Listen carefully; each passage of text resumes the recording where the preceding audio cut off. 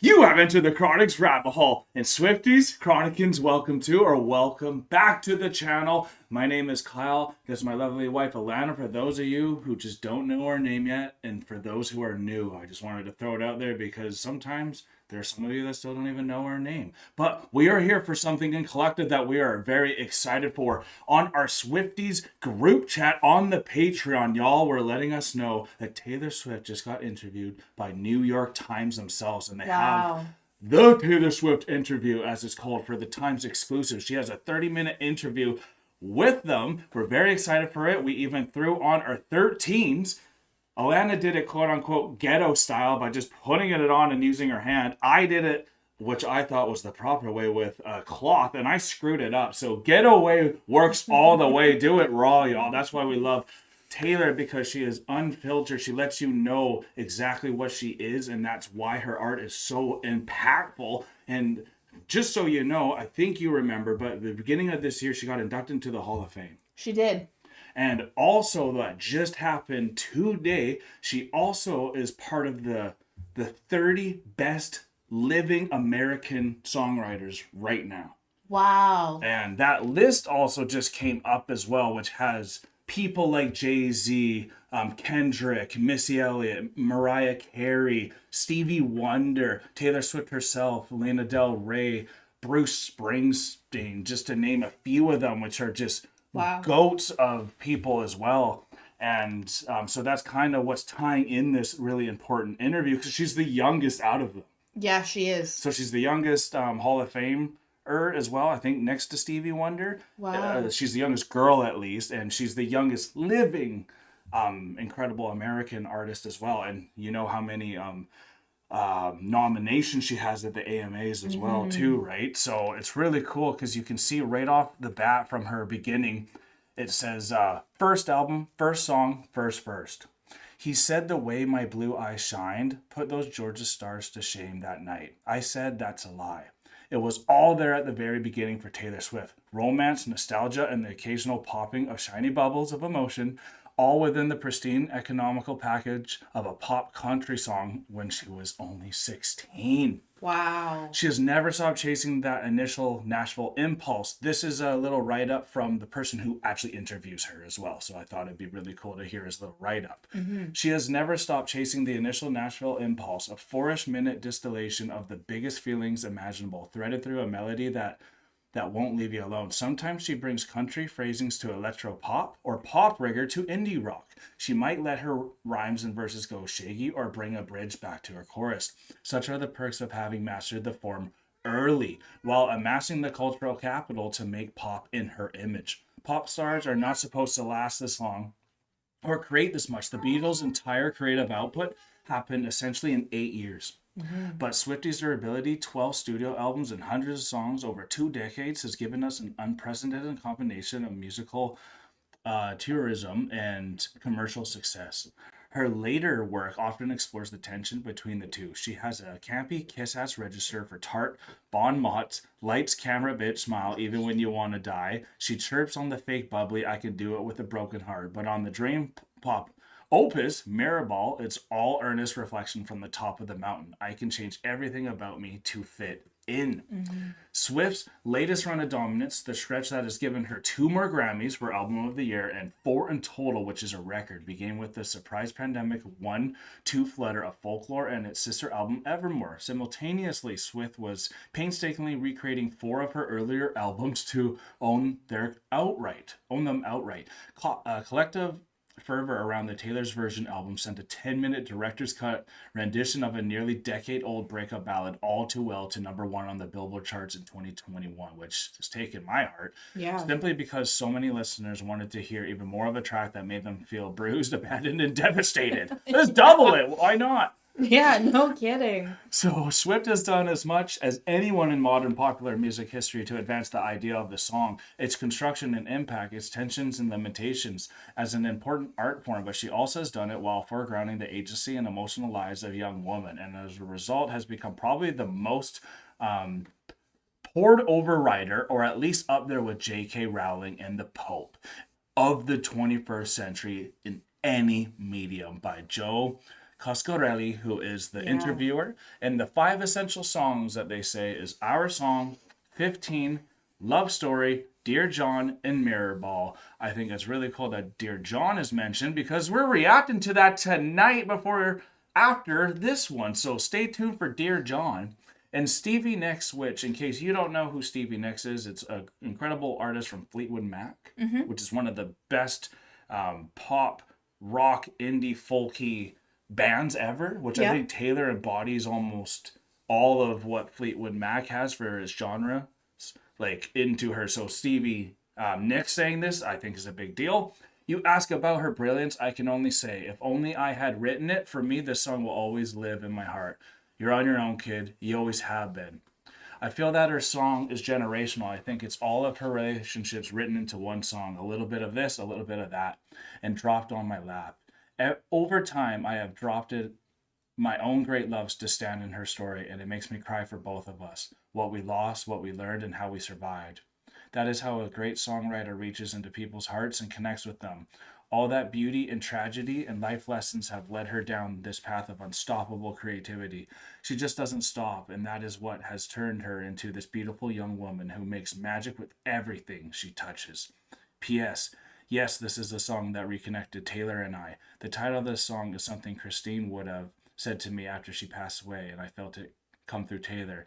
It helped me a lot to let her go and brought me a new friend. Stevie Nicks is a singer-songwriter. And that was through one of the interviews too. And she is one of the artists that is part of the top 30 living American artists as well, I'm pretty sure.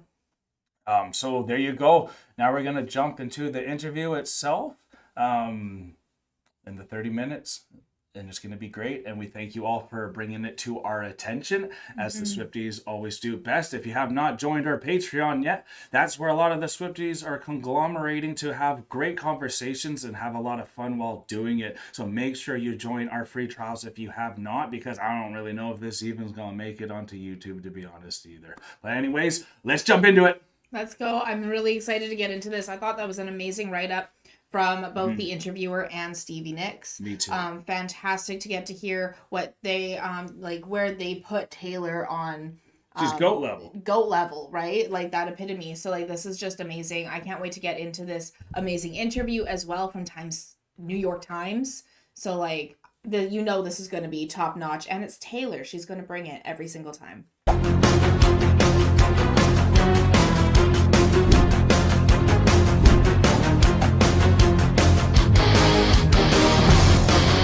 She is looking great, and the more I see her, now that you have taken on a lot of, her style like this, the more I see Alana in there, and now I really get when all the Swifties are like, oh, look at Alana, like, go for the bangs, like, and all the makeup that you have too, like, it's so striking to see how stunning you and her are, and just how pristine and how clean a woman you are. You really embody it as well.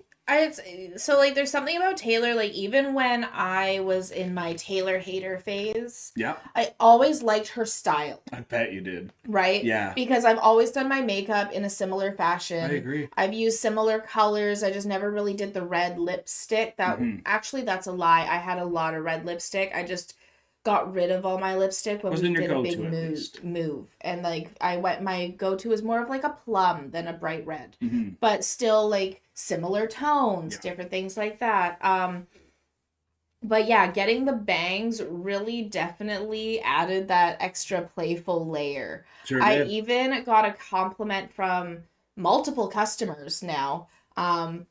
Always lovely old men who are just like adorable and amazing in like the best ways. Love modesty, but still it's a little flirty. But it's still a little flirty. Yeah. And that's what they've said. They're like, oh, I like the change you made with your hair. And usually it's regulars. And this one gentleman, he's like, don't tell my wife, but you're looking beautiful today. Yeah. Right? So it's been a really nice change having the bangs compared to having my hair up. Right now my bangs are up because I need to wash my hair, but it's the bangs have definitely been really playful and a really nice change. It sure has been, and that just shows ways that Taylor influences as well. Yeah. And we love her songwriting the most, though, to be honest. That's really what has brought us to her. So we can't wait to hear how she talks about it in an ever-changing world. Absolutely. It's still such a mystery to me, even though I've been writing songs for so long, and I've started songs and finished songs so many different ways. They've gone through so many journeys. They've happened quickly. They've happened over time. They've been inspired by my life, by mythology, by fables, by books, by movies, by characters, by warnings, lessons, and they never quite happen exactly the same way, and I still don't quite understand how it works. Yeah, no blueprint. I have this very strong opinion that when you're young, you feel things on such a intense and detailed level. There's an attention to detail when you are like 17 to 22 years old and you're longing, or you're reaching and grasping but never holding someone's attention or someone's love or someone's dedication, and you can't understand why. You spend all day thinking about it. You notice everything. You notice candle ash on the cuff of the shirt and the button, and it's everything that makes the mythology of those intense feelings that you have. And I've always tried to, without being a completely unhinged adult, keep that level of detail and intensity when it comes to trying to describe a feeling.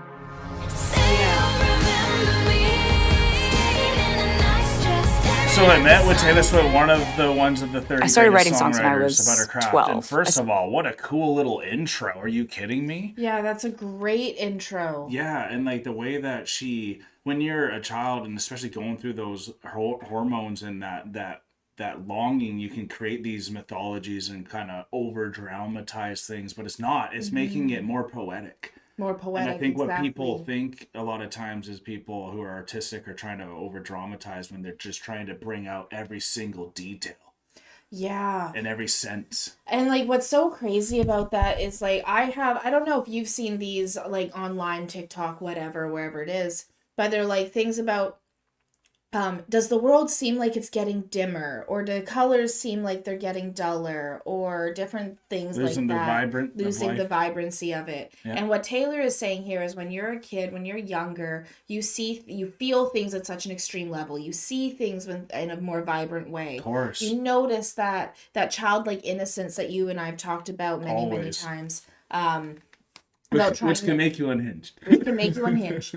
That you try not to lose that childlike innocence so that you can still experience the world vibrantly. And I love that Taylor is trying to make sure that she is doing that and then promoting that to other people, to live your life vibrantly. Yeah. Make sure that you are still noticing the ash on the cuff. Make sure you're noticing the cobweb in the corner or whatever it might be that is making that emotion, that extra flair. Yeah, because your life matters and you have to care for your life to have this poetry anyways. Absolutely. To feel the burns and to see the senses. So it's really cool. As soon as my love for singing and picking up an instrument happened, songwriting just spontaneously started becoming the entire cornerstone of my life. Yeah. I think the first songs that I fell in love with was the type of songwriting that I think folk and country is really kind of known for. It's that story time structure. Songs like Harper Valley PTA or Goodbye Earl by the Dixie Chicks, or any amazing Kenny Chesney song where a hypothetical structure would be, first verse, little girl, learns a lesson that in the chorus her mom teaches her about. Then the little girl grows up and now she's a teenager and she realizes, oh my God, my mom was right about this. Right. Now the second time you hear the hook, that same hook means something a little bit different because she's grown up in her life. Then the bridge, maybe she goes on in her life. She has a little girl. She imparts that wisdom onto her. And then if you really want to get me to cry, bring back that same first line of the song and end the song with it. Yeah. So that was the first thing that made me think it's got to be country music. That is what she's nailed so well. Yeah. that was the first type that I really fell in love with. But then You're on your own, lyricism, kid. I was the most intensely impacted by emo music, right? Dashboard Confessional, Chris Carrabba, Fall Out Boy, Pete Oh, Wentz's hell yeah. lyrics, how they take a common phrase and then they just Bet you like twist that, the Roll knife of Bean. it, right? Like, I'm just a notch in your bedpost, but you're just a line in a song. Drop a heart, break a name, Yeah. right? Like, it's Yeah. drop a name, break a heart. But they switched it. And those are the kind of lyrics where I would read the lyrics to those songs, or the specificity of Hands Down by Dashboard Confessional, where I'd be reading those lyrics and I'd just finish reading a line and just go, oh my God.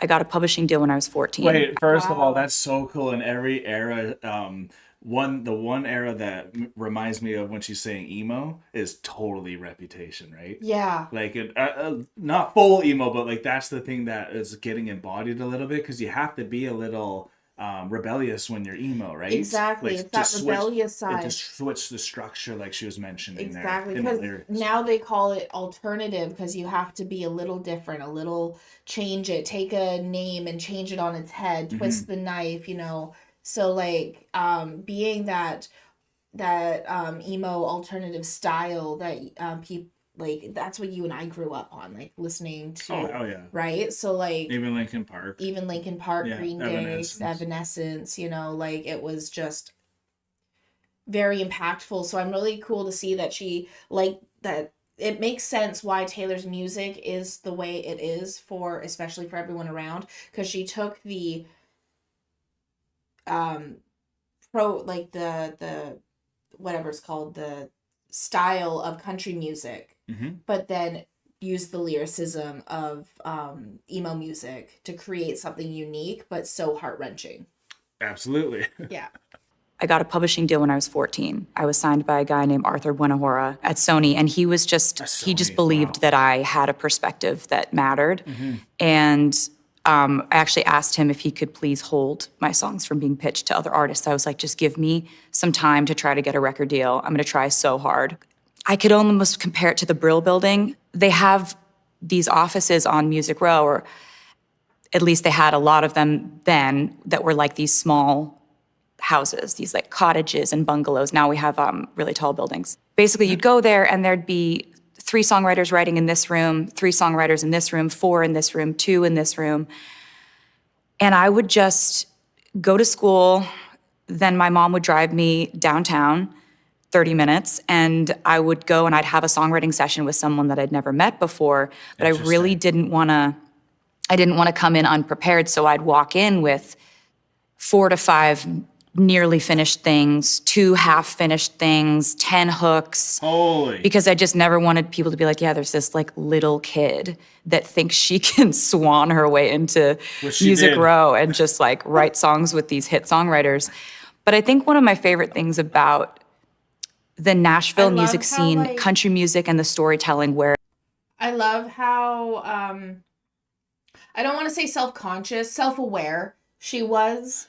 Oh my God, like telling you even like how long the car ride was, like every detail, she can bring it down. She's got like insane IQ for that style to bring it back up. Her recall is tremendous. It's like LeBron James level. Yeah, so like, and then the self-awareness of it to be like, yeah, I am young, and so this is a big deal, and this is like such a unique opportunity that I have. Better bring some tools. Better bring some tools with it, because I know there's so many people out there, and I think even myself can fall into this at times, where I would have been like, oh, this is awesome, and not necessarily realize just what tier it's on.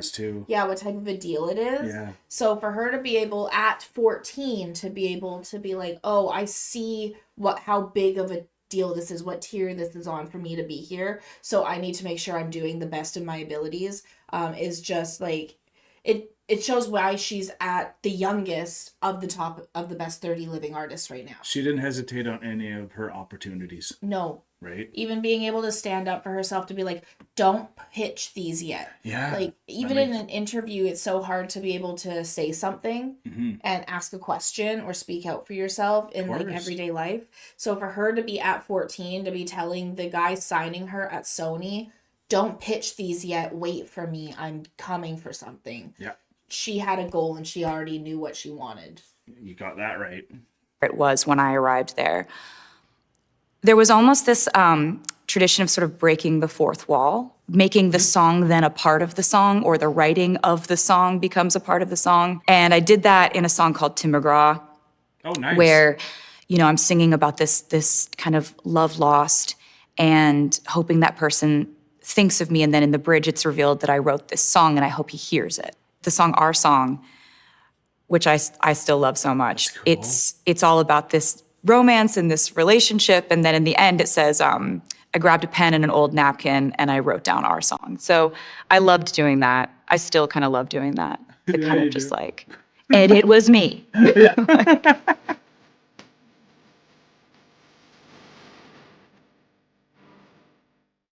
My favorite end plot twist, I think, that I've done in songwriting is the ending of The Last Great American Dynasty. That's my favorite one. It is just so much fun to tell this story about this real woman who lived in history and she defied the social norms and she drove people crazy and she had a marvelous time ruining everything. And you talk about the house she lived in on the coast. And basically then in the end, you're like, she moved away from Holiday House. It sat quietly on that beach, free of women with madness, their men and bad habits, and then it was bought by me. And you're like, every time I get to that part when I would sing it on tour, I just have to kind of like I wanted my grin to go from here to here, but that looks crazy. So it's like I had to taper down my own excitement that hook happened. We're grinning for you. I learned you can't ever really. She's so next level, y'all. She'll reward you for digging deeper and deeper and deeper. Like I said, it's almost like she's biblical in the way that you can bring her past and her present and even her potential future for what it can be, and they all combine with each other and reference each other. It's that's what makes it so living. Yeah, absolutely. She's got so much that she's like the Easter eggs that Taylor Swift brings into everything, and just the way that she's able to connect things, and it's just phenomenal. Yeah. It's next level. Really tell if other people are going to like it. But oftentimes when I love it to a certain degree, that kind of tends to match up with people. And it could be that it doesn't match up with the way people feel till six years later. I loved the Reputation album. I was like, yeah, you guys say what you want. I know what I did. I love it. I love it. Go with God. Sorry. You can come around if you want. It's okay if you don't.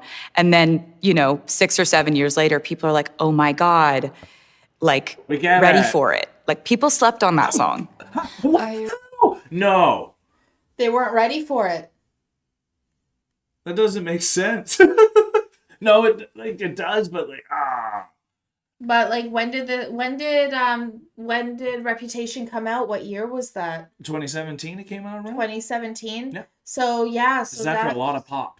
Yeah, a lot of pop. So that's what I mean. You can kind of get it, but also no. Yeah. Yeah, but no. But no. But now, where's your pulse, y'all? If Reputation came out now, I think it would not have been slept on at all. If she's saying that was the song that was slept on, I get what she's saying. 6 or 7 years later, you're feeling in a different way. You're wearing different shoes. You walked a different mile. Well, hey, if I've had a Caesar with vodka forever, and just putting in whiskey opposed to vodka will change it. Yeah. And that is alone, even if you had all the other same ingredients, just having that main thing that people were used to having will be enough where it might just be ooh. Yeah. Because she was Good Girl Taylor for so long, and then she came out with Reputation after a year of silence. A year of silence, right? So they were served a whiskey Caesar instead of a vodka Caesar, and some people loved it and some people weren't sure yet. Exactly. That makes sense. Ready for it? Oh, we are. When we were making that song, I just remembered I wanted to head bang myself through a wall. Oh, I felt that when we wrote Ready for It. I felt that way during writing Getaway Car. I felt that way. Oh, gotta hear that. I think the first time I felt like I don't care if people hate this because I love it so much, was when I wrote the song Love Story. Nice. When I was the one that you love. 17. I love Love Story. Sitting in my bedroom. Aww. Mad at my parents.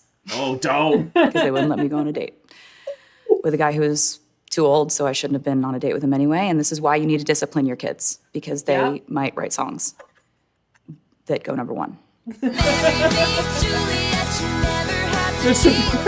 When I wrote Speak She's Now, the best. I was... One second, we just gotta get our mic, making sure it works. Sounds pretty good right now. 18 and 19. And I was coming from this big, massive moment that I had with an album called Fearless, and it had won Album of the Year at the Grammys, and it was this big, it was the first time there was like this big debate over whether I deserved to be there. There are always gonna be like little debates, do you know what I mean? But this was like headline news. I was like, these discussions can lead to a really bad place if I don't do something to counteract them and to prove that, no, it wasn't my co-writers that did all this work.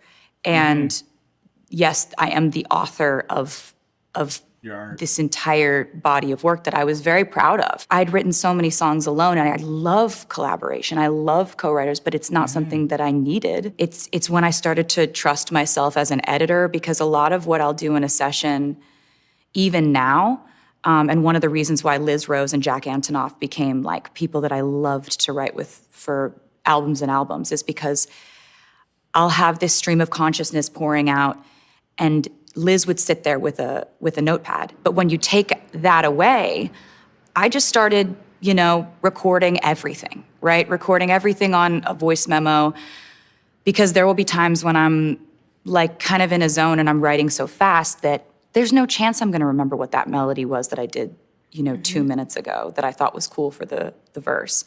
That was a really important album for me in terms of, in terms of becoming a writer that knew I could trust my own intuition. Good for you. And for me, when you win quick and early, it can cause a lot of doubt from the conversation that happens. I've talked to you this a lot, and I don't mean to make it just about me too, but like, I remember when I won Athlete of the Year in grade 9. Yeah. No one really even knew me because I didn't go out to parties. They didn't really see me that much outside of just the gym. And when I won, well, I had to beat grade 10s for that, because junior was for grade 9 and 10, senior was 11 and 12. And I remember all the grade 10s were like, how the hell did Kyle win? Like, this is ridiculous. They were actually pissed because they're all like rooting for their guys. Yeah. And then I remember the guy I beat, which was my best friend Gary. He was like, no, son, like, he's the best and he's a leader, and like he's the epitome. Like, he let me just dominate. You only thought I was flashy because he allowed me to be flashy. Yeah. And that's like Taylor's saying, is like, it's not like I need collaborators, but like, it's nice to collaborate, because when you get to think with other people, that's amazing. But I can do it all myself too, and this is coming all from me.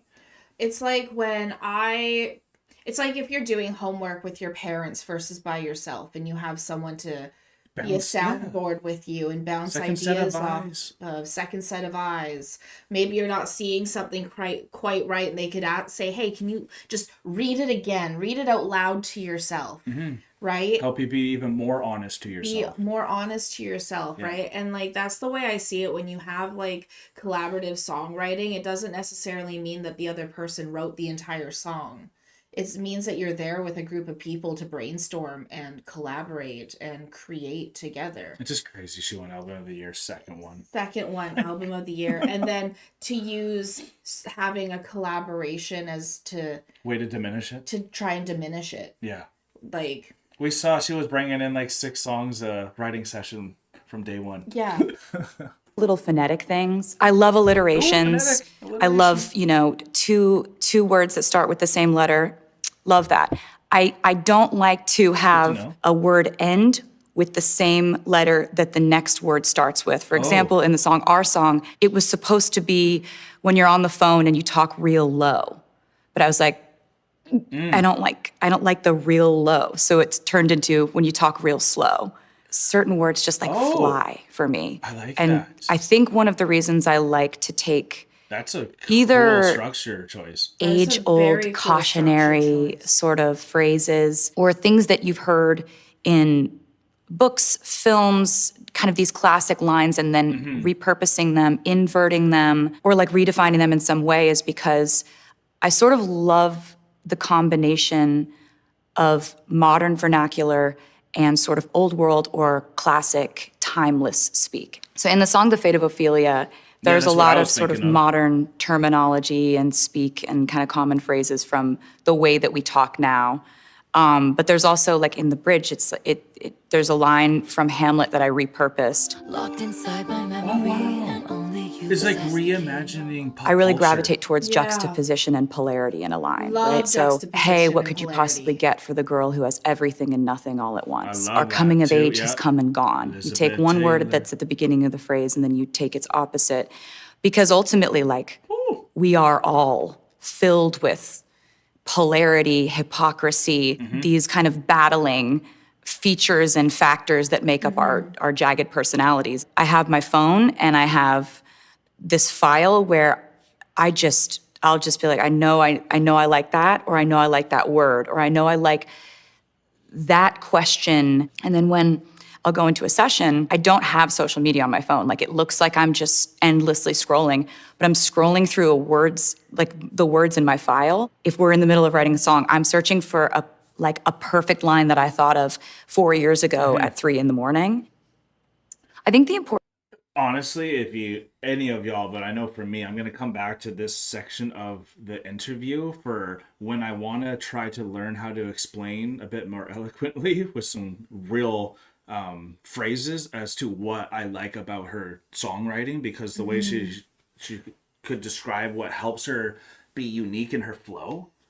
Oh my God, I need to come back to it so I can explain that. And like, even knowing like the simpleness of not having the same letter at the end and the beginning of the next one, like that is such a unique way that I'm sure other people have thought of, but like putting these little restrictions are making her creativity just fly up. Because that's a restriction that's making her think more. It is. Right? And so by having that kind of a restriction, like, I've always thought you can't think outside of the box if there is no box to be within. Nice. Yeah. Right? So you need to have barriers or foundations or structures that, whether you've created them for yourself or they're created within like the concept of art or whatever it is. Like, poetry has its own structures you have to follow. Yeah. Same with songwriting has its own structure you have to follow. But if you're going to put your own structure within that, or a limitation within that, that's what's going to help you branch out and be unique in that special way. That's why her songs are so unique, is because she focuses so much on juxtaposition and opposition in a lot of her songs. Yeah, and she does a lot what like Disney does with like bringing Hamlet to life in her music, where like Lion King was bringing Hamlet to life. Absolutely. Right. And so like I think it's so cool the way that she I loved hearing about the not having the way that it ends a sentence be the same letter that it starts a sentence with. I think that is really cool, even on a visual perspective. Like, if you're looking at the lyrics of a song and you're reading through them, visually that would look really cool on a page, as well as sounding very cool. So I like how she does that. Definitely gives me other things to think about as well within like the artistic way of putting words together. Yeah, for your writing. importance for me of a bridge, it just feels like we're painting a picture, we're setting a scene. We have this opportunity as a songwriter to tell an entire story, an entire movie, or a very detailed description of one scene in a movie, or a very nuanced dynamic between people, or a complicated emotion. And we have only so long to do this, you know? I've written some really long songs in my life, but for the most part, they're between 3.5 and 4 minutes. Yeah. You can start like painting the picture in the verse. You can get to the heart of it at the chorus, but then the bridge can be where you zoom back, you walk 20 feet back, and you see what this entire painting was supposed to be. Right. Like, you've seen brushstrokes, you've seen the color tones, but the bridge can be when you step back and you feel everything that piece of art was supposed to make you feel. That's just how I feel about bridges. Mm-hmm. I came up as a songwriter in Nashville where structure... One second, y'all. Okay, we're good, y'all. Huge part of how you effectively tell a story, right? You go verse, chorus, second verse, chorus, bridge, chorus. Maybe you repeat that first verse if you want to if you want Good to to pull at some know. heartstrings, if it makes sense. The Taylor Now, that's structure. something that I absolutely subscribe to, that idea that it's, structure is Oh, excuse me. is important. But I think that when you write enough songs, and at least in my case, the intuitive part of your songwriting brain can kind of create a new structure that's not as classically what you've been taught. Like Jack Antonoff is a collaborator of mine and one of my best friends. We established this Jack. thing that we love to do, and we call it the rant bridge. I could point to examples like Out of the Woods, Is It Over Now, Cruel Summer, and oftentimes we love these rant bridges where it's basically like stream of consciousness, endless pouring out of emotion, Oh, so great. intrusive thoughts, like blended with metaphor, with discussion, with shouting. Like you want this rant bridge to feel the most intense of what that feeling is that you're trying to establish over the course of the song. And you want it to kind of be a crescendo. Yeah. We usually love those so much that we then bring them back. So we'll go, verse, chorus, rant bridge, sometimes like a little post-coda to that rant bridge, last chorus, bring the rant bridge back, maybe with the chorus chords underneath it. The Mirror Ball Bridge, this was Jack sending me a track during COVID, and me immediately knowing that it needed to be about how I felt as a performer and an entertainer within this moment when entertainment and art has effectively shut down. I'm still gonna stand on this tightrope. I'm still up on the trapeze. I'm still gonna try to do tricks for you. But at the same time, being a person in the public eye, I've really begun to realize that you are a mirror. Like you are a mirror for your fans, for the media, for people on the internet, for just people who don't even really care about your music, but they know who you are. However they feel about themselves and their life will be projected onto how they perceive.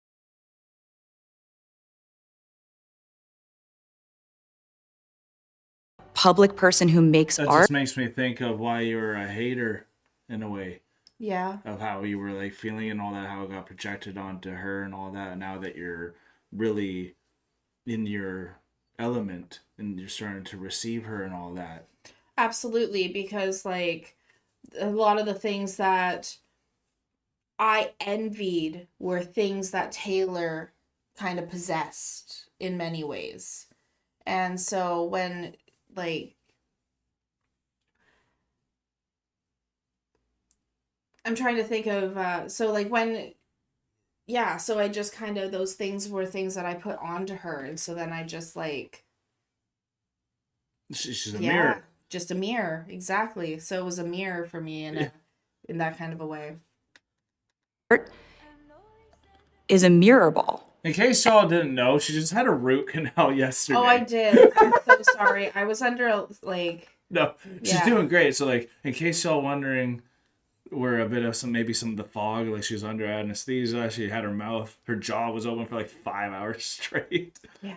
I've never had a root canal, so I don't even know the actual pain or anything. Gosh. I've had 2 now. That was my second root canal. I might need a third one, so I'm like, yeah, so this is fun. That's just more just to say, always give Helena the benefit of the doubt, and anyone, because you never know what they're going through behind a camera from the extra things. We showed up for y'all. Can we rewind it just a little bit? Because I just also want to see right before you paused it what she had said, because you're good. Like before this part? Yeah, just before that part. Yep. Because I got into the music and then I was like, wait, what was she talking about again? Okay, you good, hun? Yeah. Here we go. People on the internet, for just people who don't even really care about your music, but they know who you are. However they feel about themselves and their life will be projected onto how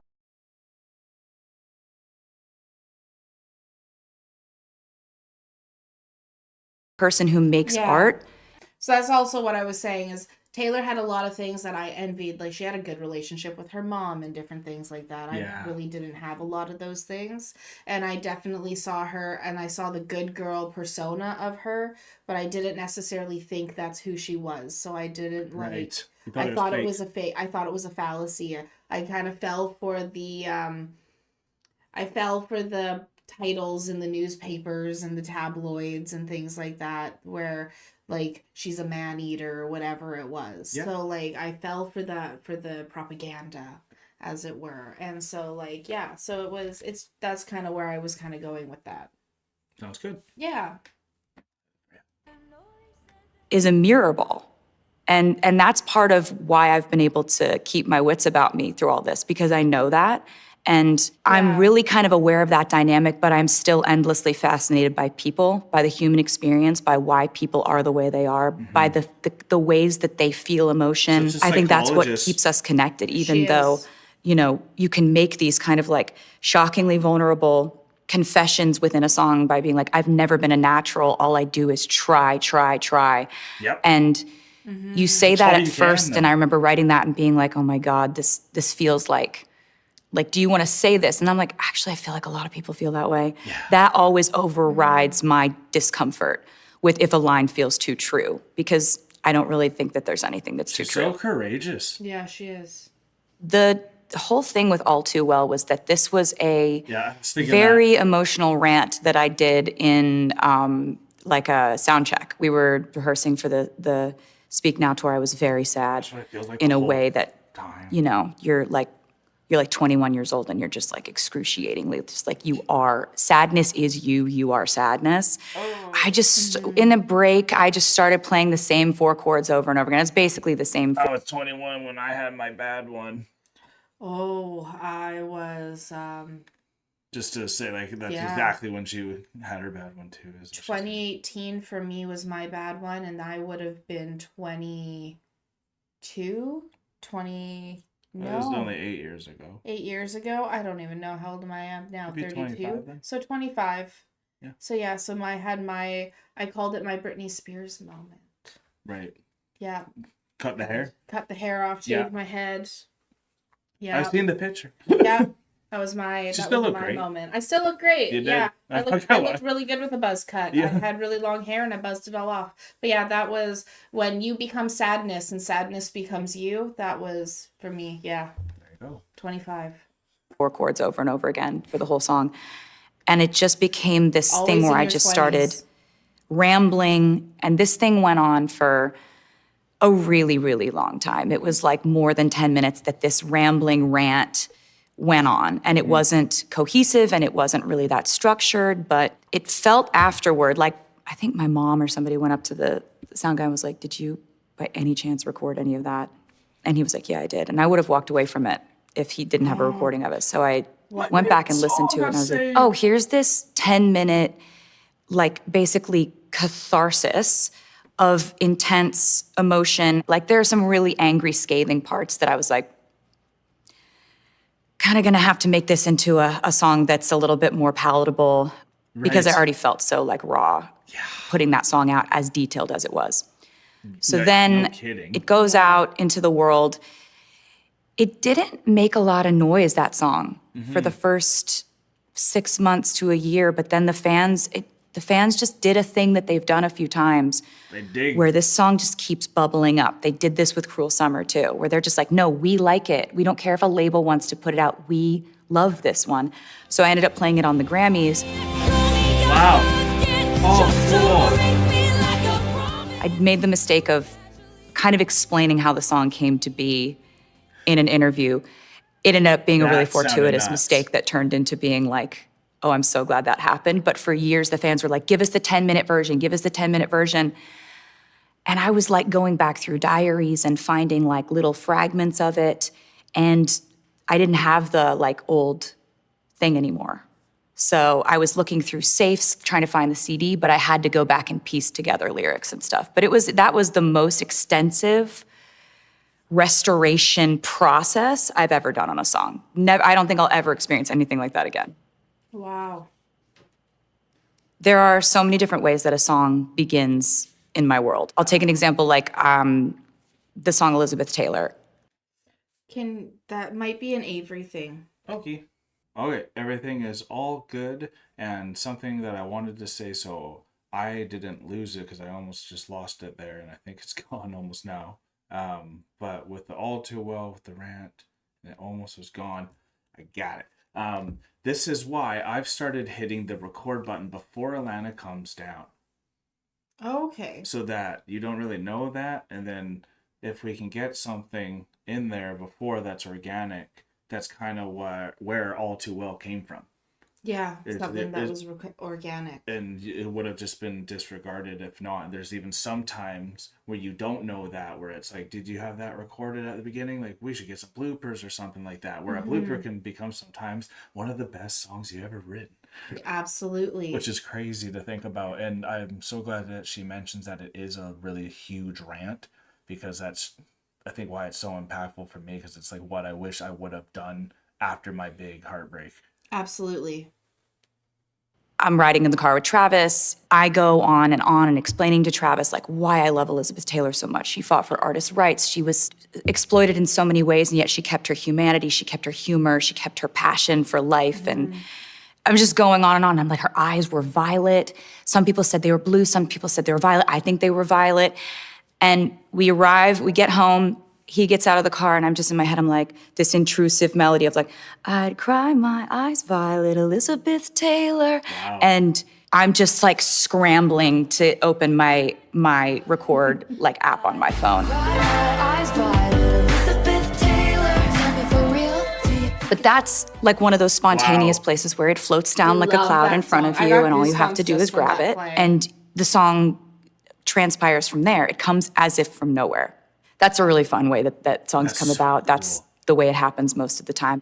Another way that a song could happen is that someone, a producer that I love to work with, like Aaron Dessner or Jack Antonoff, could make an instrumental, send it to me, and immediately I'll write what's called a top line on top of it. That's the vocal melody and the lyrics. Okay. Another way of writing songs is that you're in the room with your collaborator, and one of you starts playing something, like, for example, like Jack starts playing this piano part, and it turns into this song called New Year's Day. That piano part was just like enough to springboard the entire song. There's glitter on the floor after the party. Writing sessions is a way that I love to write, because that's so cool, because that's how, like, In the End was made from Linkin Park. It was just the down, down, down. So just like to see how she can make anything out of nothing just from a thought, or if you're collaborating with people you trust and she's doing amazing things as a top line, which is another vocab now that we have for like understanding what parts you actually do as a singer-songwriter. Is actually so insightful, this interview. It really is. I'm loving this interview so much. I think y'all can tell. I think y'all like it too. That's why you're like, yeah, do it. All in the room. Everyone's bringing ideas. Everyone's chiming in. I always apply the rule, may the best idea win. I don't care if it came from you, or me. If it's better, that's what goes in the song.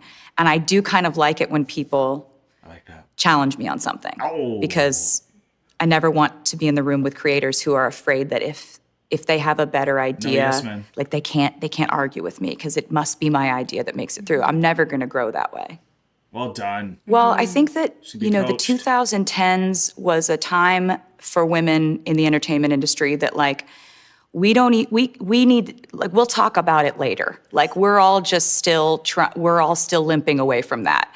Oof. And I think that conversations are much more healthy now around, there's a difference between art and like going and ranting on an Instagram live. Like there's a difference. This is a song. This takes craft. This takes skill. This takes expertise. But I also am really excited that, like, I'm a massive Somber fan of his songwriting, and his lyrics are so intensely confessional. I don't want another man's child to have the eyes of the girl I can't forget. Are you kidding me? That's really good. Like, having a male artist say stuff like that is really good for the cause of women to be able to say stuff. Yeah. If there's any way we can make confessional songwriting a little bit more of something that isn't somber. Like, people take that as sort of like... In case you don't... That was the guy who she was sitting beside, who she hugged at iHeartRadio. Yeah, put him under her wing, and you can see why she likes him, because he speaks the same language. We'll have to check him out, because that's something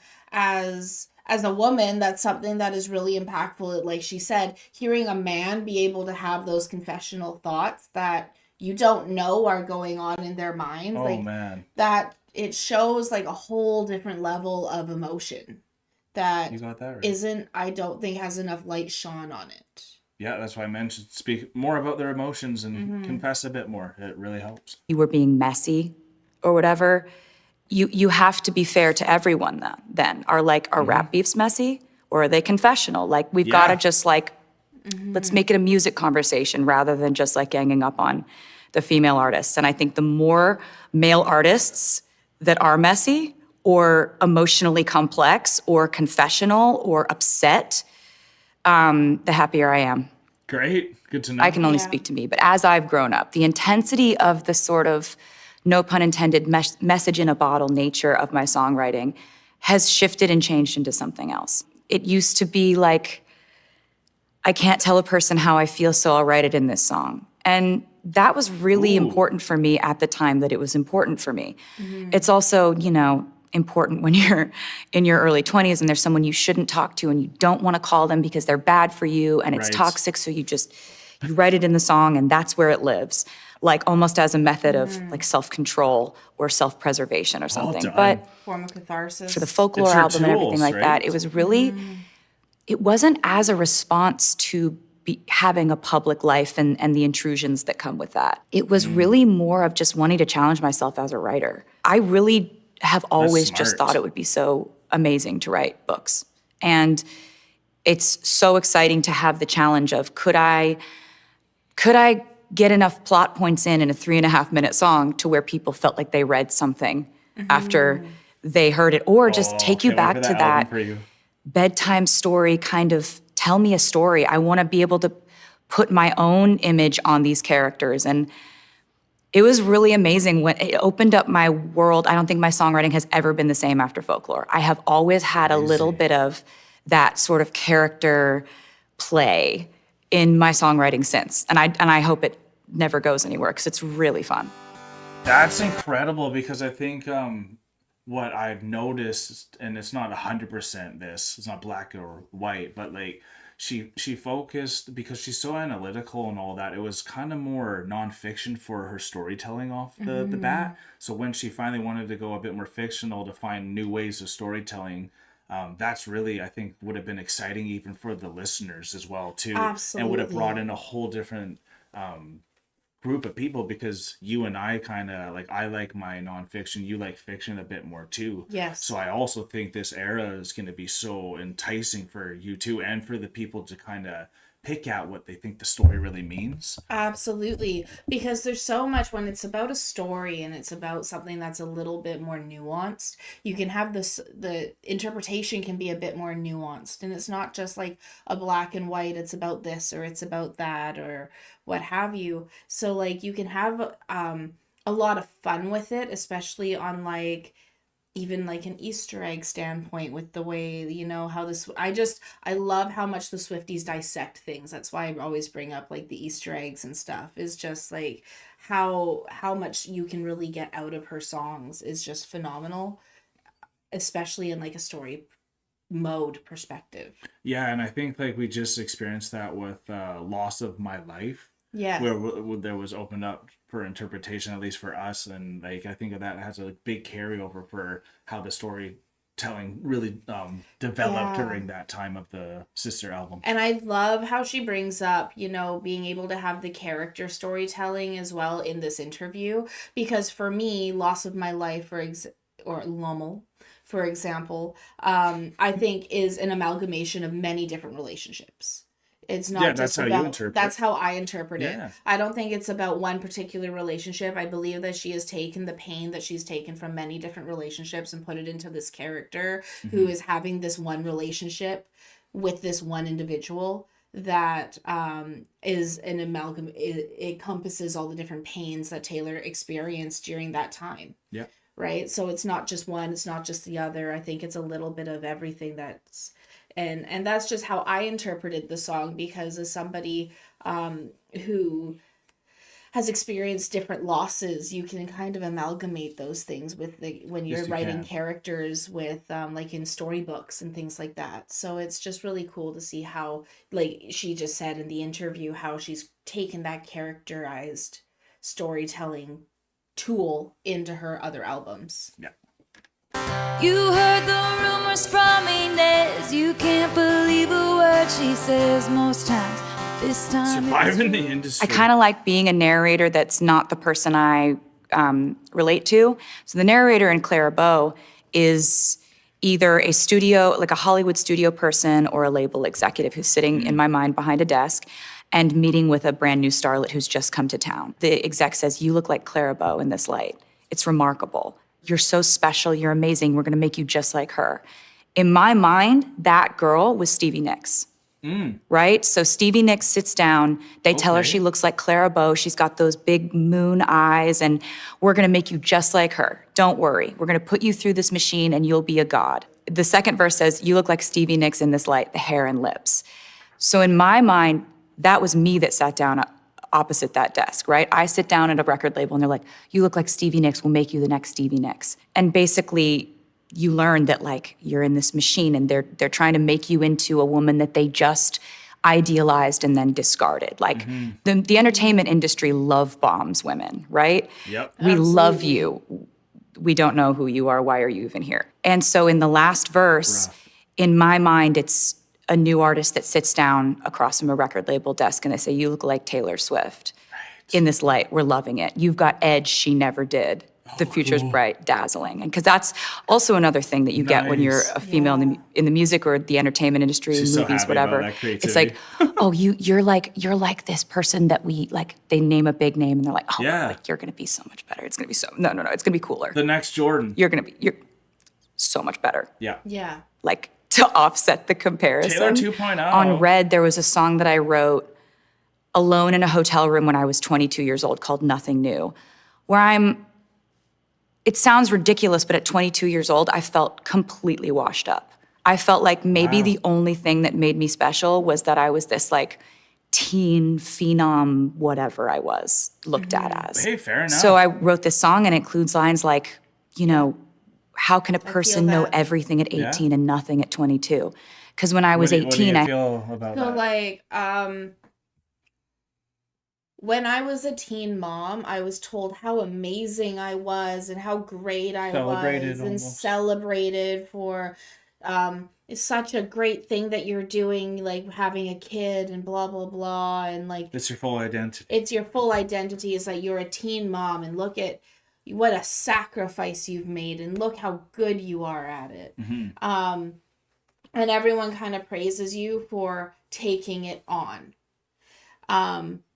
But then when you're 30 and having a kid, why isn't your kid talking? Why isn't your kid doing this? Why isn't your kid looking like this? Or like, it's not like, "Oh, look at how good you're doing." It's kind of more, you get more judgment. Yeah, for sure. Right? There's not as much benefit of the there's doubt. not as much benefit of the doubt. There's not as, right? So it's like you're expected to have it all down. It doesn't matter that you're a new mom you're a new mom.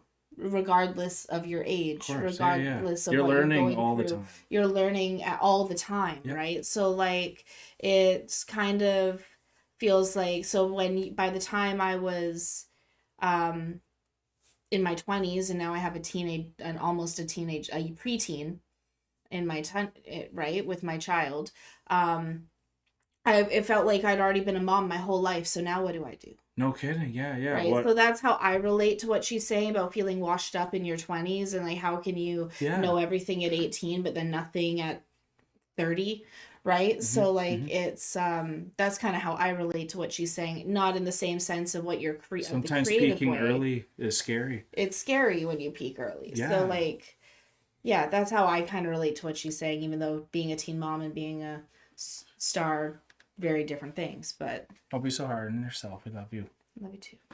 I had the Fearless album come out and I had my first international #1s and everybody was like, "Oh, this writing, it's so true, it's so honest. She feels like she deserves to be here." And then there was this big upheaval of, "No, she doesn't. No, she doesn't.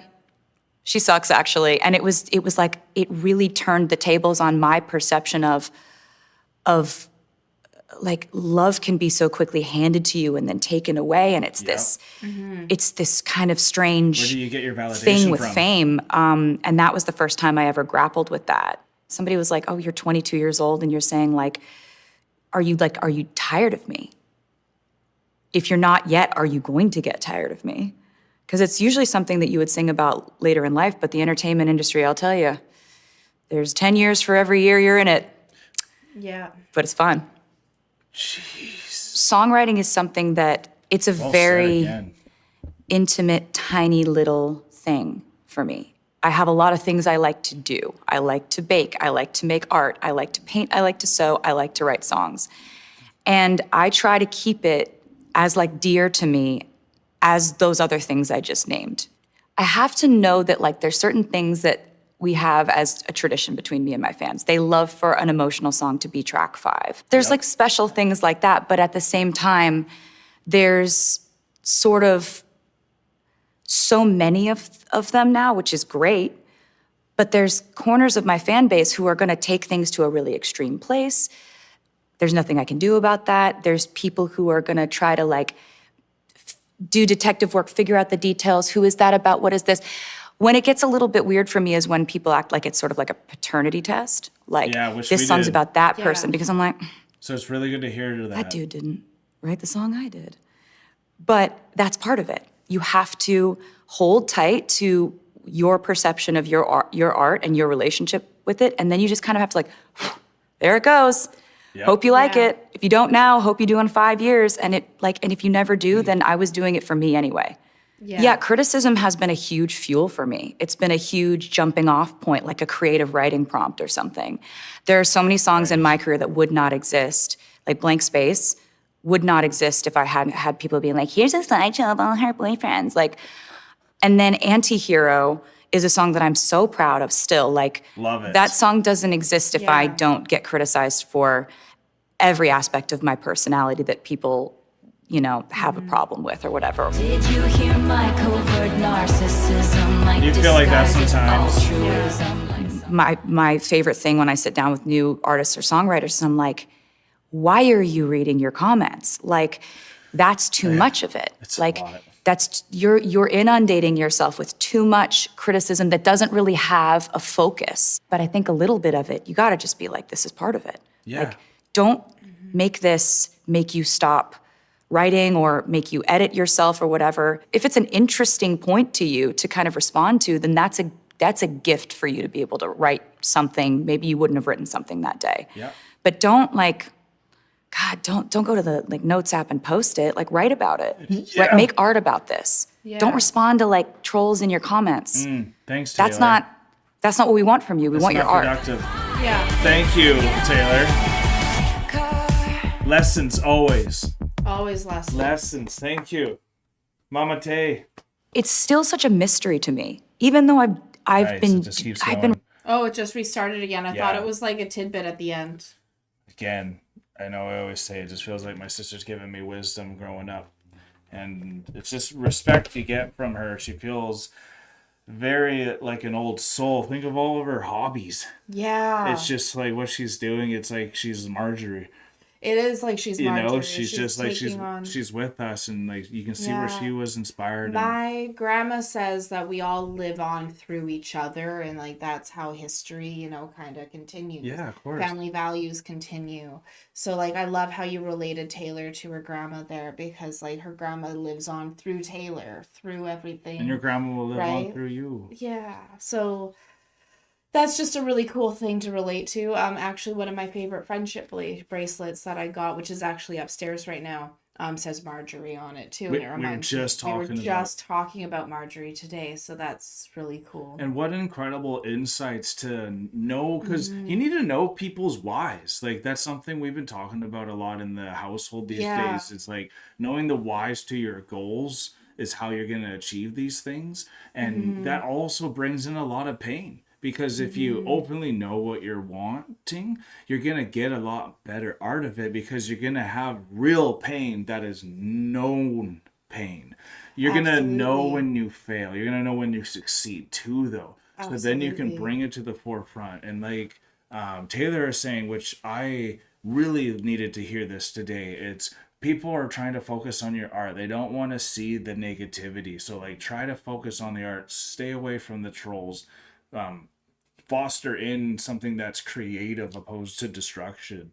And that's how you can put out way better art, because like it's not just in music form that people are writing lyrics and scripts. Like it's everyday communication, y'all. So Yeah. that's what she is really good at. You can tell. And it was really cool for me to hear how even something like Elizabeth Taylor came to her mind when she's just with Travis. They're in the car, all of a sudden she's like puts these lyrics together, has to write it down. That became your favorite one. My favorite song, it came out of literally just a rant while she's playing, and like probably still playing incredibly well, but it wasn't like a fully meant to be moment. So her creativity can come out in so many different ways because she's attacked the nonfiction and the fiction. Absolutely. She's hybridized them together. She's just how successful she is. It really started from the beginning because she's always been the same from day one. And it's,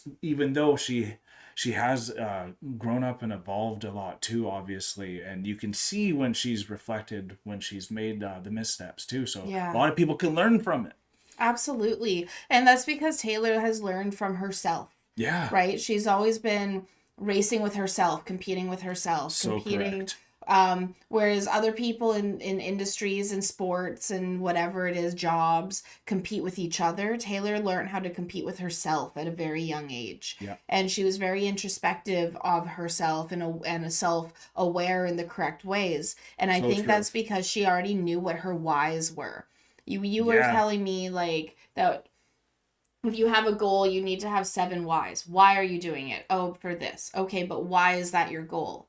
Like, why do you need to do this? Well, because of reasons A, B, C, and D, right? So, like, Taylor already had all of that figured out, and that's why when she's going through such opposition, she's able to keep moving forward. She's able to progress for 2 decades. She's able to go on radio silence and come back a year later with Reputation. Your why gives you courage. Your why gives you courage, and you can see that in what Taylor is doing by her actions. Yeah, absolutely. So New York Times did a great interview. The Swifties did an even better job by letting us know about this. I love the hype that you guys provided right off the bat there. I hope you guys are excited that we're going to be dropping it basically the same day it came out. We're excited to be a part of the pulse when it's happening. That's because of people like you. And as we mentioned, we have a track 5 coming down the rabbit hole very quick, so definitely stay tuned for that one as well, everyone. And Swifties, thank you so much for being here with us. Please hit the like button if you did have a good time. Comment down below if we somehow missed anything. We went way into this one, which was very exciting. I hope you guys enjoyed it, but we are now exiting the rabbit hole, folks. Thank you so much, everyone, for being here with us. This was such an amazing time, a great interview. I love how much it gave us so much insight into Taylor and her mind, and like what her process really is. We got to hear about kind of her what she does when she's making songs, but then, as we know, once you become a master of something, being like in English, for example, or writing storytelling, I should say, when you're become a master at it, then you can ignore some of the rules, change it a little bit, have some fun with it. And that's what Taylor is saying. Once you know your process and what you want to do with it, then you can even change it around, have some fun with it, have a rant bridge, come back to it again and make something that is super unique, super fun, and be able to do that all the time by just being able to be in the know with yourself.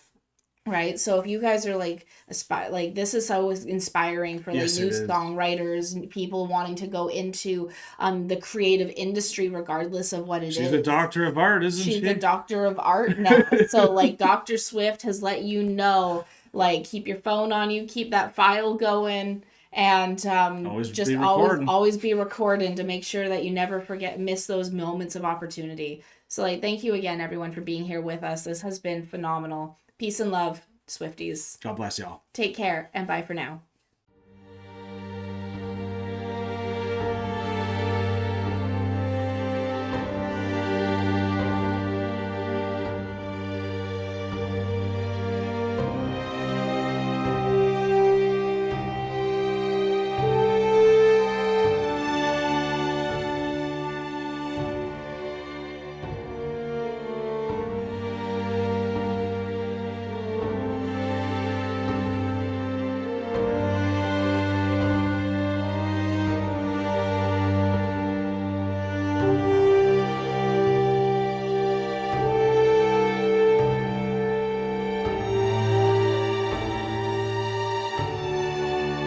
Hey, thank you for making it to the end of the video. It's so good to see you here. And if you would like to continue in supporting us in our future endeavors, you can do so by supporting us over here.